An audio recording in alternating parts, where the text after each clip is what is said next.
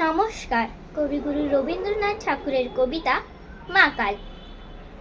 গৌর বর্ণ নধর দেহ, নাম শ্রীযুক্ত রাখাল। জন্ম তাহার হয়েছিল সেই যে বছর আকাল। গুরুমশাই বলেন তারে, বুদ্ধি যে নেই একেবারে। দ্বিতীয় ভাগ করতে সারা 6 মাস ধরে নাকাল। রেগে মেগে বলেন, বাঁদর, নাম দিল তোর মাকাল। নামটা শুনে ভাবলে প্রথম, বাকিয়ে যুগুল ভুরু, তারপরে বাড়ি এসে নৃত্য করলে শুরু। হঠাৎ ছেলের মাতন দেখি, সবাই তাকে শুধায়, এ কি? সকলকে সে জানিয়ে দিল, নাম দিয়েছেন গুরু। নতুন নামের উৎসাহে তার বুক্ষ দুরু দুরু। কোলের উপর বসিয়ে দাদা বলেন কানে কানে, গুরুমশাই গাল দিয়েছেন, বুঝিস নে তার মানে?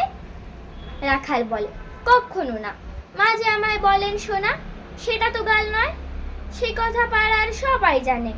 আচ্ছা, তোমায় দেখিয়ে দেব, চলো তো ওইখানে। টেনে নিয়ে গেল তারে পুকুর পাড়ের কাছে। বেড়ার পরে লতায় যেতে মাকাল ফুলে আছে।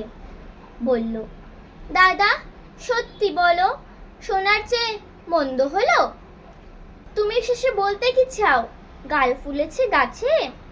মাকাল আমি বলে রাখাল, 2 হাত তুলে নাচে। দোয়াত কলম নিয়ে ছুটে খেলতে নাহি চায়। লেখা পড়ায় মন দেখে মা অবাক হয়ে যায়।